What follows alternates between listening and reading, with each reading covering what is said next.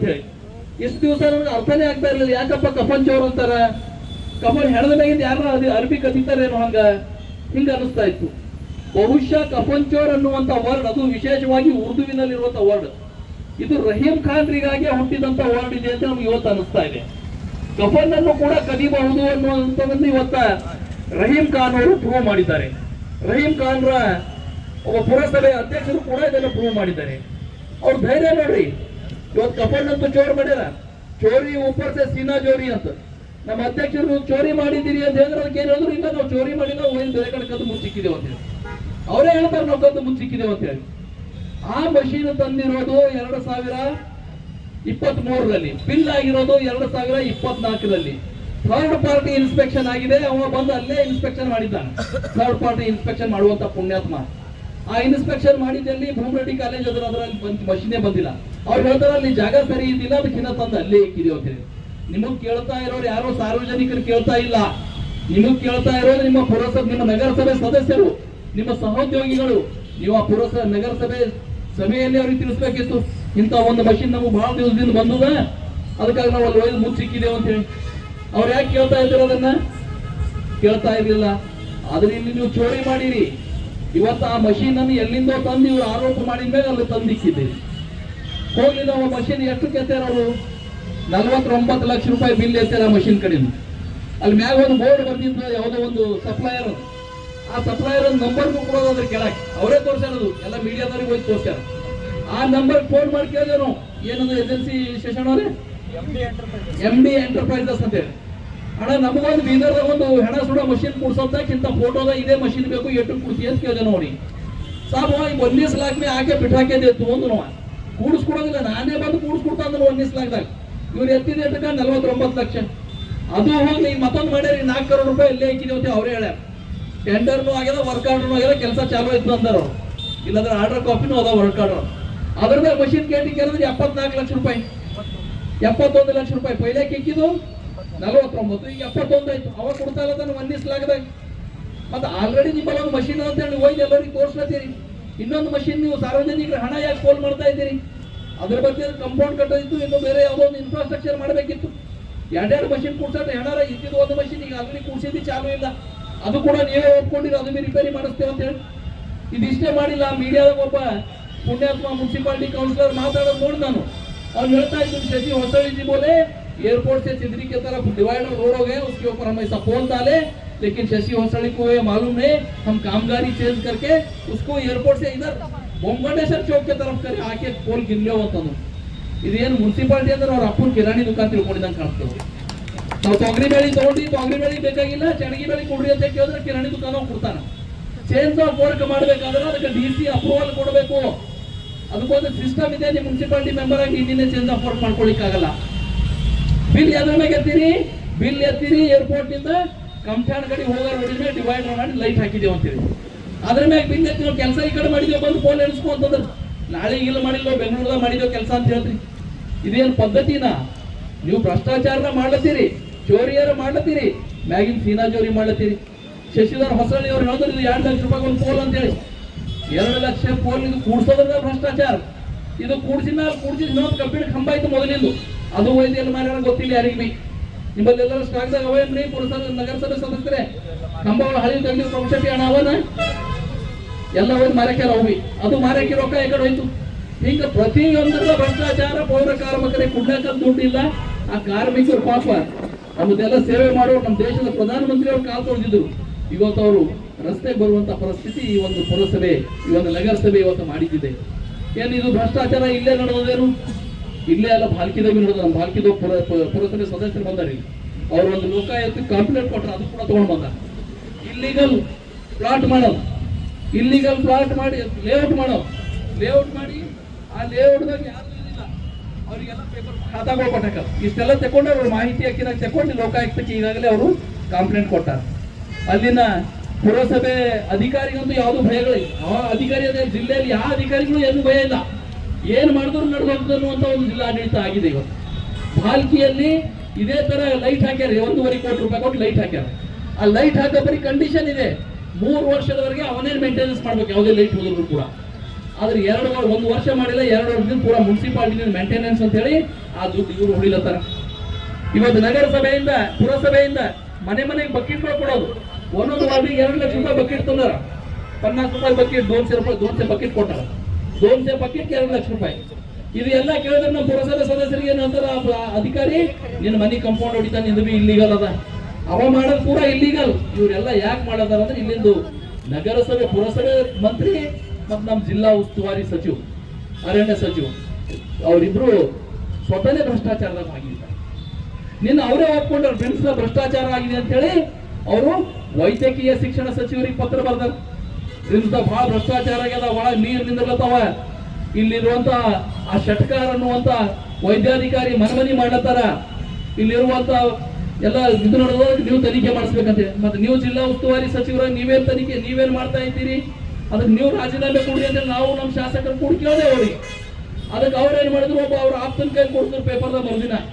ಇಲ್ಲ ನಿಮ್ಮದೇ ಸಂಸದ ಭಗವಂತ ಖೂಬಾ ಅವ್ರ ಮಾಜಿ ಸಂಸದ ಮಾಜಿ ಮಂತ್ರಿ ಅವ್ರ ಅಣ್ಣವ್ರು ಯಾವುದೋ ಒಂದು ಪ್ರಿನ್ಸಿಪಲ್ ಬಿಲ್ ಎತ್ತಾರ, ಅದು ರಿಕವರಿ ಮಾಡ್ಲತ್ತಿದ್ದೆವು. ಅಂದ್ರೆ ರಿಕವರಿ ಮಾಡಕ್ ನಾವೇನು ಬ್ಯಾಡದಿದ್ದೆವು. ನಮ್ಮ ಸಂಸದರು ತಮ್ಮಲ್ಲ, ನಿಮ್ಮ ತಮ್ಮ ಬಿ ಮಾಡಿದ್ರು ರಿಕವರಿ ಮಾಡಿ. ಭಾರತೀಯ ಜನತಾ ಪಕ್ಷ ಯಾವತ್ತು ಭ್ರಷ್ಟಾಚಾರದ ವಿರೋಧಿ ಇದೆ. ಭ್ರಷ್ಟಾಚಾರ ಯಾರೇ ಮಾಡಲಿ ಅವ್ರ ವಿರುದ್ಧ ನೀವು ತನಿಖೆ ಕೈಗೊಳ್ರಿ, ಬೇಡಂಬಲ್ಲ. ನಿಜ ಇತ್ತು ಅಂದ್ರೆ ತನಿಖೆ ಕೈಗೊಳ್ರಿ.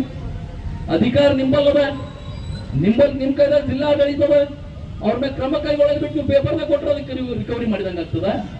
ಸುಮ್ಮನೆ ಒಂದು ಆರೋಪ ಮಾಡತ್ತೀರಿ. ಭಗವಂತ ಖೂಬಾ ಅವ್ರ ಕ್ವಾರಿದಾಗ 25 ಕೋಟಿ ರೂಪಾಯಿ ಅವ್ರಿಗೆ ಆಲ್ರೆಡಿ ಇದು ಆಗಿರುತ್ತೆ, ಎಲ್ಲ ಪೇಪರ್ದಾಗ ಕೊಡ್ಸೋದು, ಟಿವಿದಾಗ ಕೊಡ್ಸೋದು. ಅದು ಒಂದು ಡಿಮ್ಯಾಂಡ್ ನೋಟಿಸ್ ಇದೆ, ಈ ರೀತಿ ತಪ್ಪಾಗಿರ್ಬೋದು, ಇದಕ್ಕೆ ನೀವು ಏನು ಉತ್ತರ ಕೊಡ್ತೀರಿ ಕೊಡ್ರಿ ಅಂತ ಕೊಟ್ಟಾರ ಅವ್ರಿಗೆ. ಅವ್ರು ಅದು ಕೋರ್ಟಿಗೆ ತಗೊಂಡು ಹೋಗ್ಯಾರ. ಕೋರ್ಟ್ ಮುಖಾಂತರ ಕಾನೂನು ಹೋರಾಟ ಮಾಡ್ತಾ ಇದ್ದಾರೆ ಭಗವಂತ ಖೂಬಾ ಅವರು. ನಾವು ಕೇಳ್ತಾ ಇದ್ದೀವಿ, ನೀವು ಇಲ್ಲಿ ಹ್ಯಾಂಗ್ ಪತ್ರ ಬರ್ತೀರಿ, ಅದಕ್ಕೆ ನೀವು ಇದು ಕೊಡ್ರಿ ಅಂದ್ರೆ ಅವ್ರೇನ್ ಹೇಳ್ತಾರೆ, ಇಲ್ಲ ಇದು ಬೇರೆಯವ್ರು ನಿಮ್ಮವರೇ ಇದೆಲ್ಲ ಮಾಡ್ಯಾರಂತೆ, ಮತ್ತೆ ನೀವು ರಾಜೀನಾಮೆ ಕೊಡ್ರಂತೆ ಕೇಳತ್ತಾರ. ಅವ್ರ ಜೇಲಾಗಳದಿಂದ ಕೊಡಿಸ್ತಾರ. ಅವರು ಯಾರೋ ಒಬ್ರು ಚವ್ಹಾಣ್ ಅಂತ ಕೊಟ್ಟಾರ. ನೀವು ಕ್ಷಮೆ ಕೇಳ್ಬೇಕು ಜಿಲ್ಲಾಧ್ಯಕ್ಷರೇ ಅಂತ ಹೇಳಿ ನಾವು ಅವ್ರಿಗೆ ಕೇಳ್ತೀವಿ. ನಾವು ತಪ್ಪು ಮಾಡಿದ್ರೆ ಕೇಳೋಣ, ತೊಂದರೆ ಏನಿಲ್ಲ. ಆದ್ರೆ ಆ ಕ್ಷಮೆ ಕೇಳ್ರಿ ಅಂತ ಕೇಳಿದಂತ ಆ ಹನುಮಂತ್ ಚವ್ಹಾಣ್ ನಿನ್ನ ಅರಣ್ಯ ಸಚಿವರು ಈಶ್ವರ್ ಖಂಡ್ರೆ ಅವ್ರು ಏನ್ ಮಾಡ್ಯಾರ ಅಂದ್ರೆ ಅರಣ್ಯ ಕೈಗಾರಿಕೆ ಇದ್ರದ್ದು ಉಪಾಧ್ಯಕ್ಷ ಮಾಡಕ್ಕೆ ಅಂದ್ರೆ ಅವ್ರಿಗೆ ಅವಾರ್ಡ್ ಕೊಟ್ಟರು. ಯಾರು ಬಿಜೆಪಿದವ್ರಿಗೆ ಬೈತೀವಿ ಅವ್ರಿಗೆಲ್ಲ ಇದು ಮಾಡ್ತೀವಿ ಅಂತೇಳಿ. ಇವತ್ತು ಕಾಂಗ್ರೆಸ್ ಪಕ್ಷದ ಕಾರ್ಯಕರ್ತರು ಕೇಳಬೇಕಿತ್ತು ಅವ್ರಿಗೆ. ನಾವಲ್ಲ, ಅವ್ರ ಪಕ್ಷದ ಕಾರ್ಯಕರ್ತರೇ. ಏನು ಭಾಲ್ಕಿದಾಗೆ ಹರೇನ್ ಎಲ್ಲರೂ ನಾಮಿನೇಟ್ ಆಗ್ಲಕ್ ಬೀದರ್ದಾಗ ಕಾಂಗ್ರೆಸ್ ಕಾರ್ಯಕರ್ತರಿಲ್ಲ, ಹುಮನಾಬಾದ್ದಾಗ ಬಸವ ಕಲ್ಯಾಣ ಕಾಂಗ್ರೆಸ್ ಕಾರ್ಯಕರ್ತರಿಲ್ಲ, ಮಂತ್ರಿ ಬಿ ಅಲ್ಲೇ, ಅವ್ರ ನಾಮಿನೇಟ್ಗಳು ಬಿ ಅಲ್ಲೇ. ಇವತ್ತು ಅವ ಖಾಲಿ ಬಿಜೆಪಿದವ್ರಿಗೆ ಅವ ಸ್ವಲ್ಪ ಇದು ಕೊಟ್ಟಿ ಕಡಿದು ಅವ್ರಿಗೆ ಏನ್ ಮಾಡಿದ್ರು, ಅರಣ್ಯ ಇದು ಮಾಡಿದ್ರು. ಅಷ್ಟೇ ಮಾಡಲಿಲ್ಲ, ಇವತ್ತು ಕೃಷಿ ಇಲಾಖೆಯಲ್ಲಿ ಎಷ್ಟು ಭ್ರಷ್ಟಾಚಾರ. ಕೃಷಿ ಇಲಾಖೆಯಲ್ಲಿ ಒಬ್ಬ ಅಧಿಕಾರಿ 3 ಕಡೆ ನೌಕರಿ ಮಾಡಿ ಅವ್ರ ಮೇಲೆ ಲೋಕಾಯುಕ್ತ, ಅವ್ನ ಭಾಲ್ಕಿಯಲ್ಲಿ ನೌಕರಿ ಮಾಡ್ತಾ ಇದ್ದನು, ಅವರಾದ್ರೆ 2 ಕಡೆ ಅವ್ರಿಗೆ ಇನ್ಚಾರ್ಜ್ ಕೊಟ್ಟರು. ಅವ್ನ ಲೋಕಾಯುಕ್ತ ರೇಟ್ ಆಯ್ತು, ಅವ್ನ ಆದಾಯಕ್ಕಿಂತ ಹೆಚ್ಚಿನ ಆಸ್ತಿ ಇದೆ ಅಂತ ಪ್ರೂವ್ ಆಯ್ತು. ಅದು ಯಾಕಾಯ್ತು, ಅದು ಹಾಕಾಗದಂತ ಪತ್ರಿಕೆಯವ್ರು ಹೋಗಿ ಇಲ್ಲಿರುವಂತ ಜೆಡಿ ಅವ್ರಿಗೆ ಕೇಳಿದ್ರ, ನಮ್ಮ ಜಂಟಿ ನಿರ್ದೇಶಕರು ಕೃಷಿ ಇಲಾಖೆಯವ್ರಿಗೆ ಕೇಳಿದ್ರೆ ಆ ಮೇಡಮ್ ಅವ್ರು ಹೇಳ್ತಾರೆ, ನನಗೆ ಗೊತ್ತೇ ಇಲ್ರಿ ರಾಜ್ಯ ಸರ್ಕಾರದಿಂದ ಅವ್ರು ಈಶ್ವರ್ ಖಂಡ್ರೆ ಅವ್ರದಿಂದ ತಗೊಂಡ್ ಬಂದಾರಂತೆ. ಪತ್ರಿಕೆಯಲ್ಲೇ ಓದಿದ್ದೀನಿ. ಅದು ರಾಜ್ಯ ಸರ್ಕಾರದಿಂದ 3 ಕಡೆ ಆರ್ಡರ್ ಹಾಕ್ಸ್ಕೊಳಕ್ ಬರಲ್ಲ, ನಾನು ರಾಜ್ಯ ಸರ್ಕಾರ ಪತ್ರ ಬರೆದಿದ್ದೀನಿ ಅಂತ ಹೇಳ್ತಾರೆ. ಅಂದ್ರೆ ಈಶ್ವರ್ ಖಂಡ್ರೆ ಅವ್ರಿಗೆ ಹಾಕ್ಸಿರಲ್ಲ, ಅವ್ರಿಗೆ ಅವ್ರ ಕೈಲೆಲ್ಲ ಲೂಟಿ ಹೊಡ್ಸಿ ನೀವೇನ್ ಮಾಡ್ತಾ ಇದ್ದೀರಿ, ಏನ್ ಮಾಡ್ತಾ ಇದ್ದೀರಿ ಅಂದ್ರೆ ಅದೇ ಹನುಮಂತ ಚವ್ಹಾಣ್ ನೀವೇನ್ ಮಾಡಿರಿ, ಇಡೀ ಜಿಲ್ಲೆಯಲ್ಲಿರುವಂತ ಅನೇಕ ಯುವಕರು ಇವತ್ತು ಡ್ರಿಪ್ ಇರಿಗೇಷನ್ ದುಕಾನ್ಗಳು ಹಾಕೊಂಡು ಹೋಗ್ತಾರೆ. ಇಡೀ ಜಿಲ್ಲೆಯಲ್ಲಿ ರೈತರಿಗೆ ಡ್ರಿಪ್ ಸಪ್ಲೈ ಸಬ್ಸಿಡಿಯಲ್ಲಿ ಸಿಗುವಂತ ಡ್ರಿಪ್ಗಳನ್ನು ಕೊಡ್ತಾ ಇರ್ತಾರೆ. ಇವತ್ತು ಎಲ್ಲರೂ ದುಕಾನ್ ಬಂದ್ ಮಾಡುವಂತ ಪರಿಸ್ಥಿತಿ ಬಂದಿದೆ. ಇಡೀ ಜಿಲ್ಲೆಯ ಡ್ರಿಪ್ ಇರಿಗೇಷನ್ ಇವತ್ತು ಅದೇ ಹನುಮಂತ ಚವ್ಹಾಣ್ ನಿಮ್ಮ ತಾಲೂಕು ಅಧ್ಯಕ್ಷ ಸಪ್ಲೈ ಮಾಡ್ತಾರ. ಇವೆಲ್ಲದರ ವಿರುದ್ಧ ನಾವು ಹೋರಾಟ ಮಾಡ್ತಾ ಇದ್ದೀರಾ. ನೀವು ಕ್ಷಮೆ ಕೇಳಬೇಕು. ನಿಮಗೇನು ನೈತಿಕತೆ ಐತಿ? ನೈತಿಕತೆ ನಾವು ಭಾಳ ಇದೆ. ಕಳೆದ 14 ವರ್ಷದಿಂದ ನರೇಂದ್ರ ಮೋದಿ ಅವರು ಕೇಂದ್ರದಲ್ಲಿ ಸರ್ಕಾರ ಮಾಡ್ತಾ ಇದ್ದಾರೆ. 14ನೇ ಸ್ಥಾನದಲ್ಲಿರುವಂತ ನಮ್ಮ ಅರ್ಥವ್ಯವಸ್ಥೆ ಒಂದು 3ನೇ ಸ್ಥಾನಕ್ಕೆ ಬರ್ತಾ ಇದೆ. 4ನೇ ಸ್ಥಾನಕ್ಕೆ ಬಂದ್ರೆ 3ನೇ ಸ್ಥಾನಕ್ಕೆ ಬರ್ತಾ ಇದೆ. ಒಂದೇ ಒಂದು ಸಣ್ಣ ಕಪ್ಪು ಚುಕ್ಕೆ ಭ್ರಷ್ಟಾಚಾರದ ಬಗ್ಗೆ ಇಲ್ಲ. ನಿಮ್ಮ ಸರ್ಕಾರದಲ್ಲಿ ಹಿಂದೆ ಮನಮೋಹನ್ ಸಿಂಗ್ ಇದ್ದಾಗ ಅನೇಕ ಜನ ಜೈಲಿಗೆ ಹೋಗಿ ಬಂದರು. ಇವತ್ತು ನಿಮ್ಮ ಸಿದ್ದರಾಮಯ್ಯ ಸರ್ಕಾರದಾಗ ನಾಗೇಂದ್ರ ವಾಲ್ಮೀಕಿ ಹಗರಣದ ಜೈಲಿಗೆ ಹೋಗಿ ಬಂದರು. ಇಲ್ಲಿರುವಂತಹ ಮಂತ್ರಿಗಳು ಜೈಲಿಗೆ ಹೋಗಲ್ಲ ಅಂತ ಇಲ್ಲ. ಬಹಳಷ್ಟು ಭ್ರಷ್ಟಾಚಾರದ ಹಗರಣಗಳು ಮುಂದೆ ಬರುವಂತಹ ದಿನದಲ್ಲಿ ನಾವು ತೆಗೆಯೋರಿದ್ದೆವು. ಕೇವಲ ಅದು ಒಂದೇ ಇಲಾಖೆದಾಗ ಆಗಿದ್ದೇನು ಇಲ್ಲ. ಇವತ್ತು ನೀವು ಬೇರೆ ಮೈನಾರಿಟಿ ಡಿಪಾರ್ಟ್ಮೆಂಟ್ ಮೊನ್ನೆ ನಮ್ಮ SC ಮೋರ್ಚಾದಿಂದ ಹೋರಾಟ ಮಾಡಿದ್ರು. ಅಲ್ಲಿರುವಂತಹ ಬಳಿರಾಮ್ ಅನ್ನುವಂತ ಒಬ್ಬ ಅಧಿಕಾರಿ 400 ಕೋಟಿ ರೂಪಾಯಿ ಅವ್ಯವಹಾರಗಳು ಮೈನಾರಿಟಿ ಡಿಪಾರ್ಟ್ಮೆಂಟ್ ಕ್ರಿಶ್ಚಿಯನ್ ಸಮುದಾಯಕ್ಕೆ ಸಮುದಾಯ ಭವನ, ಕ್ರಿಶ್ಚಿಯನ್ ಸಮುದಾಯದ ಚರ್ಚ್ಗಳ ಒಂದು ನವೀಕರಣ, ಕ್ರಿಶ್ಚಿಯನ್ ಸಮುದಾಯದ ಸ್ಮಶಾನ ಭೂಮಿ, ಇವಕ್ಕೆಲ್ಲ 400 ಕೋಟಿ ರೂಪಾಯಿ ಎತ್ತೇನವ. ಅವತ್ತು ನಮ್ಮ ADC ಅವರು ಬಂದು ಇಲ್ಲ ನಾವು ತನಿಖೆ ಕೈಗೊಳ್ತೀವಿ, ಅವನ ಮೇಲೆ ಕ್ರಮ ಕೈಗೊಳ್ತೀವಿ ಅಂದರು. ಆದ್ರೆ ಇವತ್ತಿಗೂ ಅವನ್ನ ಕ್ರಮ ಕೈಗೊಳ್ತಾ ಇಲ್ಲ. ಇದು ಮೈನಾರಿಟಿ ಡಿಪಾರ್ಟ್ಮೆಂಟ್ ಆಯ್ತು. ಇವತ್ತ ಹೆಲ್ತ್ ಡಿಪಾರ್ಟ್ಮೆಂಟ್ ನಮ್ಮ DHO ಡಿಸ್ಟ್ರಿಕ್ಟ್ ಹೆಲ್ತ್ ಆಫೀಸರ್ ಭಾಲ್ಕಿದಾಗ ನೌಕರಿ ಮಾಡಿದವರು ಇವತ್ತು DHO ಇದ್ದಾರೆ. ಭಾಲ್ಕಿದಾಗ ನೌಕರಿ ಮಾಡಿದ AWE ಇವತ್ತು PWD ಎಕ್ಸಿಕ್ಯೂಟಿವ್ ಇಂಜಿನಿಯರ್. ಯಾಕೆ ಭಾಲ್ಕಿದಾಗ ಮಾಡಿದವರು ಯಾಕೆ ಬೇಕು? ಯಾಕಂದ್ರೆ ಅವ್ರು ಜಲ್ದಿ ಕಮಿಷನ್ ತಂದು ಕೊಡ್ತಾರಂತ ಇದೆಯೇನೋ ಹಾಗೆ ಏನೋ ಅನ್ನಿಸ್ತಾ ಇದೆ. ಇಲ್ಲಿರುವಂತ ಅಧಿಕಾರಿಗಳು ಈಗಾಗಲೇ ನಮ್ಮ ಅನೇಕ ನಾಯಕರು ಮಾತಾಡ್ತಾ ಹೇಳಿದ್ರು ಬೀದರ್ ಬರ್ಬೇಕಾದ್ರೆ ರೋಡ್ ಬಂತು ಅಂದ್ರೆ ಬೀದರ್ ಬಂತು ಅಂತ ಗೊತ್ತಾಯ್ತದೆ ಅಂತ ಹೇಳಿ. ಯಾಕಂದ್ರೆ ಅಷ್ಟೊಂದು ಖಡ್ಡಗಳು ಬಿದ್ದಾವ. ಮುಂದೆ ರೋಡ್ ಮಾಡ್ತಿರ್ತಾರ, ಹಿಂದೆ ಖಡ್ಡಗಳು ಬಿತ್ತಿರ್ತಾವ. ಅದಕ್ಕೆ ನಾವು ಕೇಳಿದ್ರೆ PWD ಅವ್ರು ಏನ್ ಹೇಳ್ತಾರ, ಇಲ್ಲ ನೀವು ಮಳೆಗಾಗಿ ಬಿದ್ದಾವ, ಆಯ್ತು ನಾಳೆ ಮಾತ್ರ ಮುಚ್ಚಿಸ್ತಾ ಇದೀವಿ, ಡಾಂಬರ್ ಪ್ಲಾಂಟ್ ಚಾಲು ಇಲ್ಲ ಅಂತ ಹೇಳಿ. ಈ ರೀತಿ ಪ್ರತಿಯೊಂದು ಇಲಾಖೆಯಲ್ಲಿ ಇವತ್ತು ಜಿಲ್ಲಾ ಪಂಚಾಯತಿಯಲ್ಲಿ ಹೋಗ್ರಿ 2 ದಿನಕ್ಕೆ PDO ಸಸ್ಪೆಂಡ್ ಆಗ್ಲತ್ತಾನ. ಕೋಟಿಗಟ್ಟಲೆ ಹಣ ಲೂಟಿ ಮಾಡ್ತಾ ಇದ್ದಾರೆ. ಗ್ರಾಮ ಪಂಚಾಯತ್ ಅಧ್ಯಕ್ಷರಿಗೆ ಏನು ತಿಳಿತಾ ಇಲ್ಲ. ಮೊನ್ನೆ ಯಾವುದೋ ಹೆಡ್ಗಾಪುರ PDO, ನಿನ್ನೆ ಮತ್ತೊಬ್ಬ PDO, ಪ್ರತಿದಿನ ಪತ್ರಿಕೆಯಲ್ಲಿ ಒಬ್ಬ PDO ಸಸ್ಪೆಂಡ್ ಆಗ್ಯಾನ ಅನ್ನೋದನ್ನು ಓದ್ತೀವಿ. ಇಷ್ಟೆಲ್ಲ ಭ್ರಷ್ಟಾಚಾರ ಯಾಕೆ ನಡೀತಾ ಇದೆ? ಇಷ್ಟೆಲ್ಲ ಯಾಕೆ ನಡೀತಾ ಇದೆ ಅಂದ್ರೆ ಜಿಲ್ಲಾಡಳಿತದ ಮೇಲೆ ಇಬ್ಬರು ಸಚಿವರ ಹಿಡಿತಾ ಇಲ್ಲ. ನಾವೇನೇ ಮಾಡಿದ್ರು ನಡೀತದ, ಇವ್ರು ಏನು ಬೇಕಾಗಿದ್ದು ಮಾಡಲ್ಲ, ಅವ್ರಿಗೆ ಹೋಗಿ ಕೊಡ್ಲತ್ತಾರ. ಇವತ್ತು ಮುನ್ಸಿಪಾಲಿಟಿಯಾಗ ಈಟೆಲ್ಲ ಯಾಕೆ ನಡೆದ ಅಂದ್ರೆ ಮಾಡಿದವ್ರು ಪಾಪ ಇವರೆಲ್ಲ ಸುಮ್ಮನೆ ಮೋರೆಗಳು ಹೋಗ್ತಾ ಇರೋದು ಎಲ್ಲಿಗೆ ಅಂದ್ರೆ ನೇರವಾದ ಎಲ್ಲಿಗೆ. ನೀವೇನು ಮಾಡ್ತೀರಿ ಗೊತ್ತಿಲ್ಲ, ನಮ್ಗೆ ತಿಂಗಳಿಗೆ ಈಟು ಬೇಕೆಂಬ. ಅದಕ್ಕೆ ಇವತ್ತು ಮುಂಬರುವಂಥ ದಿನದಲ್ಲಿ ಇವ್ರು ಯಾವ್ಯಾವ ಭ್ರಷ್ಟಾಚಾರಗಳನ್ನು ಮಾಡಿದಾರ ಆ ಎಲ್ಲ ಭ್ರಷ್ಟಾಚಾರಗಳ ಬಗ್ಗೆ ನಾವು ಮುಂದೆ ತನಿಖೆ ಮಾಡೋರಿದ್ದೀವಿ. ಈಗಾಗಲೇ ಮಲ್ಕಾಪುರ ಸಾಹೇಬರು ಮಾತಾಡ್ತಾ ಹೇಳಿದ್ರು ರೈತರ ಕಬ್ಬಿನ ವಿಷಯದಲ್ಲಿ ಸರ್ಕಾರ ದಪ್ಪ ಚರ್ಮದ ಸರ್ಕಾರ ಇದೆ. ಇವತ್ತು ರಾಜ್ಯ ಮಟ್ಟದಲ್ಲಿಯೂ ಕೂಡ ಅನೇಕ ಹಗರಣಗಳನ್ನು ನಮ್ಮ ರಾಜ್ಯಾಧ್ಯಕ್ಷ ನೇತೃತ್ವದಲ್ಲಿ ಹೊರಗಡೆ ತೆಗೆದಿದ್ದೀವಿ ನಾವು. ಅದು ಮೂಢ ಹಗರಣ ಇರ್ಬೋದು, ಹೋರಾಟ ಮಾಡಿದ್ದೀವಿ, ಮೈಸೂರಿಗೆ ಪಾದಯಾತ್ರೆ ಮಾಡಿದ್ದೀವಿ, ವಾಲ್ಮೀಕಿ ಹಗರಣ ಇರ್ಬೋದು, ಇನ್ನಿತರ ಅನೇಕ ಹಗರಣಗಳು ಅವೆಲ್ಲ ತಂದರೂ ಕೂಡ ಇವತ್ತು ಸರ್ಕಾರ ದಪ್ಪ ಚರ್ಮದ ಸರ್ಕಾರ ಇದೆ. CBI ಎನ್ಕ್ವೈರಿಯಲ್ಲಿ ನಾಗೇಂದ್ರ ಆರೋಪಿ ನಂಬರ್ 1, ಆದ್ರೆ ಇಲ್ಲಿ ರಾಜ್ಯ ಸರ್ಕಾರದ SIT ಆರೋಪಿಗೆ ಕ್ಲೀನ್ ಚೀಟ್ ಕೊಟ್ಬಿಡ್ತು. ಇಂಥ ವ್ಯವಸ್ಥೆ ಇವತ್ತು ರಾಜ್ಯದಲ್ಲಿದೆ. ಇವತ್ತು ನಮ್ಮ ಜಿಲ್ಲೆಯಲ್ಲಿ ಕೂಡ ಅನೇಕ ಭ್ರಷ್ಟಾಚಾರ ಹಗರಣಗಳನ್ನು ನಾವು ಓಪನ್ ಆಗಿ ತೆಗಿತಾ ಇದ್ದೀವಿ. ಬ್ರಿಮ್ಸ್ ನಲ್ಲಿ ನಾವು ಹಿಂದೆ ಹೋರಾಟ ಮಾಡಿದ್ದೀವಿ, ಕ್ಯಾಂಡಲ್ ಇಟ್ಕೊಂಡು ಒಂದು ಲೈಟ್ ಇರಲಿಲ್ಲ, ಕತ್ತಲೆಯಲ್ಲಿ ಮುಳುಗಿತ್ತು. ಇವತ್ತು ಬ್ರಿಮ್ಸ್ ನಲ್ಲಿ ಜಿಲ್ಲೆಯ ದೊಡ್ಡ ಆಸ್ಪತ್ರೆ, ಅಲ್ಲಿ ಬರೋರೆಲ್ಲರೂ ಗರೀಬರ ಮಕ್ಕಳು ಬರ್ತಾರೆ ಅಲ್ಲಿಗೆ. ಅಲ್ಲಿ ಸಿಸೇರಿಯನ್ ಆಪರೇಷನ್ ಆಗ್ಬೇಕಾದ್ರೆ ಆ ರೂಮ್ ಅಲ್ಲಿ ಆ ರೋಗಿಗಳ ವೈದ್ಯರಿಗೂ ಕೂಡ ಮೂಲಭೂತ ಸೌಕರ್ಯ ಇಲ್ಲ. ಕನಿಷ್ಠ ರೂಮ್ಗಳಲ್ಲಿ AC-ಗಳಿಲ್ಲ, ಹವಾ ನಿಯಂತ್ರಿತ ರೂಮ್ಗಳಿಲ್ಲ ಈ ಸಿಸೇರಿಯನ್ ಮಾಡುವಂತ ಆಪರೇಷನ್ ಥಿಯೇಟರ್. ಇವತ್ತು ಅನೇಕ ವೈದ್ಯರಿಗೆ ಸ್ಯಾಲರಿ ಕೊಟ್ಟಿಲ್ಲ, ಅನೇಕ ಜನರಿಗೆ ಅಲ್ಲಿರುವಂತ ಡೈರೆಕ್ಟರ್ ತೆಗೆದು ಬಿಟ್ಟಿದ್ದಾರೆ. ಈ ರೀತಿ ಹಗರಣಗಳು ನಡೆದಂತ ನಾವು ಎದುರುಗಡೆ ತರ್ತಾ ಇದ್ದೀವಿ, ಹೋರಾಟ ಮಾಡ್ತಾ ಇದ್ದೀವಿ. ನೀವೇನ್ ಮಾಡಿದ್ರೆ ಏನಾಗತ್ತಾರ ಅಧಿಕಾರಿಗಳು ಅದೇ ರೀತಿ ತಿಳ್ಕೊಳ್ತಾರೆ. ಈ ಕಾಂಗ್ರೆಸ್ ಸರ್ಕಾರ ಏನು ಶಾಶ್ವತ ಆಗಿರೋದಿಲ್ಲ, ಅಧಿಕಾರಿಗಳು ಗಮನದಲ್ಲಿ ಇಟ್ಕೊಳ್ಬೇಕು. ಈ ಕಾಂಗ್ರೆಸ್ ಸರ್ಕಾರ ಶಾಶ್ವತ ಆಗಿರೋದಿಲ್ಲ. ಮುಂದೆ ನಮ್ಮ ಸರ್ಕಾರ ಬಿಂತು ನೀವು ಎಲ್ಲೇ ನೌಕರಿ ಮಾಡ್ತಾ ಇದ್ರಿ, ಈ ಎಲ್ಲ ಹಗರಣಗಳ ಕೂಲಂಕುಷವಾದ ತನಿಖೆಯನ್ನು ಮಾಡ್ಲಿಕ್ಕೆ ಹತ್ತೀವಿ. ಅದು ತಮ್ಮ ಗಮನದಲ್ಲಿರಬೇಕು. ಈಗಾಗಲೇ ಕಬ್ಬಿನ ಹಣದ ಬಗ್ಗೆ ರೈತರು ಹೋರಾಟ ಮಾಡ್ತಾ ಇದ್ದಾರೆ, ಆದ್ರೆ ಈ ಸರ್ಕಾರ ನಡೆಸ್ತಾ ಇಲ್ಲ. ಕೇವಲ ಕೇಂದ್ರ ಸರ್ಕಾರದ ಕಡೆ ಪಟ್ಟು ಮಾಡುವಂತ ಕೆಲಸ ಮಾಡ್ತಾ ಇದೆ.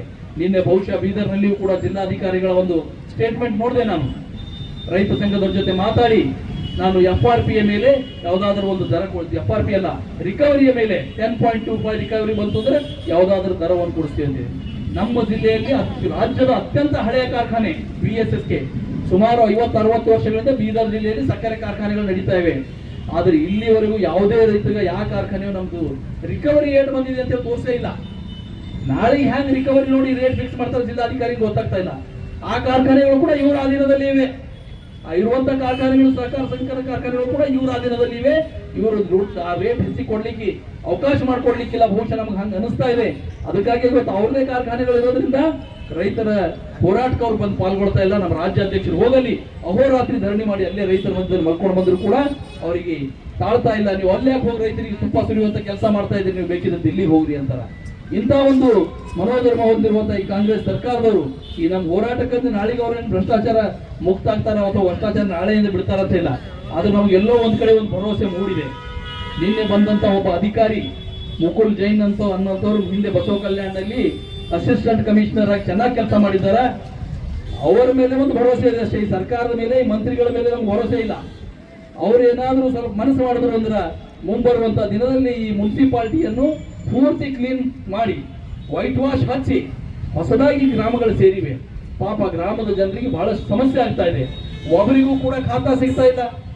ಒಬ್ಬ ರೈತ ಅವನ ಹೊಲದಲ್ಲಿ ಪ್ಲಾಟ್ ಮಾಡಿ ಮಾರಿ ತನ್ನ ಮಗಳ ಮದುವೆ ಮಾಡಬೇಕು, ತನ್ನ ಹೆಂಡತಿಗೆ ಹಾಸ್ಪಿಟಲ್ ಹೋಗ್ಬೇಕು ಅಂದ್ರೆ ಕಳೆದ 3 ತಿಂಗಳಿಂದ ಯಾರಿಗೂ ಖಾತಾ ಸಿಗ್ತಾ ಇಲ್ಲ. ಅವನಿಗೆ ಬೇರೆಯವ್ರು ಯಾರು ದುಡ್ಡು ಕೊಡ್ತಾ ಇಲ್ಲ. ಈ ಕಾರಣದಿಂದಾಗಿ ಅವ್ನ ಮನೆಯಲ್ಲಿ ಯಾರಾದ್ರೂ ಪೇಷಂಟ್ ಇದ್ದು ಸತ್ತೋಗ್ತಾ ಇದ್ದಾರ, ಅವ್ನ ಮಗಳ ಮದುವೆ ಮಾಡ್ಲಿಕ್ಕೆ ಸಾಧ್ಯ ಆಗ್ತಾ ಇಲ್ಲ. ಅದಕ್ಕಾಗಿ ಈ ಇರುವಂತ ಒಬ್ಬ ನಮ್ಮ ದಕ್ಷ ಅಧಿಕಾರಿಯರ ಹತ್ರ ನಾವು ಕೇಳಿದ್ದೀವಿ. ಅವ್ರ ಹತ್ರ ಈ ತಮ್ಮ ಮಾಧ್ಯಮದ ಮುಖಾಂತರ ಅವ್ರಿಗೆ ನಾನು ವಿನಂತಿಯನ್ನು ಮಾಡ್ತೀನಿ, ಆದಷ್ಟು ಶೀಘ್ರ ನಾಳೆಯಿಂದನೇ ಆ ಎಲ್ಲ ಖಾತೆಗಳು, ನಾವು ಯಾವ ಇಲ್ಲಿಗಲ್ ಅಂತ ಹೇಳಲ್ಲ, ಯಾವ್ದು ಲೀಗಲ್ ಇದೆ ಆ ಲೀಗಲ್ ಆಗಿ ನಿಜವಾಗಿ ಯಾವ ರೈತ ತಗೊಳ್ಬೇಕಂತ ಇದ್ದಾನೆ, ಯಾವ ಬಡವ ತಗೊಳ್ಬೇಕಂತ ಇದ್ದಾನ, ಯಾರು ಲೂಟಿ ಮಾಡ್ತಾ ಇದ್ದಾರೆ ಇಂಥವ್ರು ಲೇಔಟ್ ಮಾಡಿದ್ರೆ ಕೊಡ್ಲಿಕ್ಕೆ ಹೋಗ್ಬೇಡ್ರ, ಲೇಔಟ್ ಬಾಜಿನೇ ಫುಟ್ಪಾತ್ ಮಾಡತ್ತಾರ ಅಂತ ಹೇಳಿದ್ರು. ಯಾಕಂದ್ರೆ ಅವ್ರಿಗೆಲ್ಲ ಬಹಳಷ್ಟು ಇದಕ್ಕೆ ಆಗ್ಬೇಕು ಅಂತ ಅವ್ರ ಮನಸ್ಸಿದೆ. ಅದಕ್ಕೆ ಅಂತ ಲೇಔಟ್ಗಳಿಗೆ ಅವ್ರ ಖಾತಾಗಳನ್ನು ಆದಷ್ಟು ಬೇಗ ಕೊಟ್ಟು ಆ ಜನರ ಸಮಸ್ಯೆಗಳನ್ನು ಪರಿಹರಿಸಬೇಕು. ಈ ಭ್ರಷ್ಟಾಚಾರದ ಪ್ರಕರಣಗಳನ್ನು ಆದಷ್ಟು ಶೀಘ್ರ ಬಗೆಹರಿಸಿ, ಈಗಾಗಲೇ ನಮ್ಮ ಕಮಿಷನರ್ ಅವರು ಬಂದಾರ, ಅವರಿಗೆ ನಾವು ಮನವಿ ಪತ್ರವನ್ನು ಕೊಡುವ ಮುಖಾಂತರ ಇಲ್ಲಿರುವಂತಹ ಒಂದು ಹಗರಣಗಳಿವೆ, ಇದು ಇಷ್ಟೇ ಹಗರಣ ಅಲ್ಲ, ಮುಂದೆ ಬರುವಂತಹ ದಿನದಲ್ಲಿ ಇನ್ನೂ ಸಾಕಷ್ಟು ಹಗರಣಗಳು ನಾವೆಲ್ಲ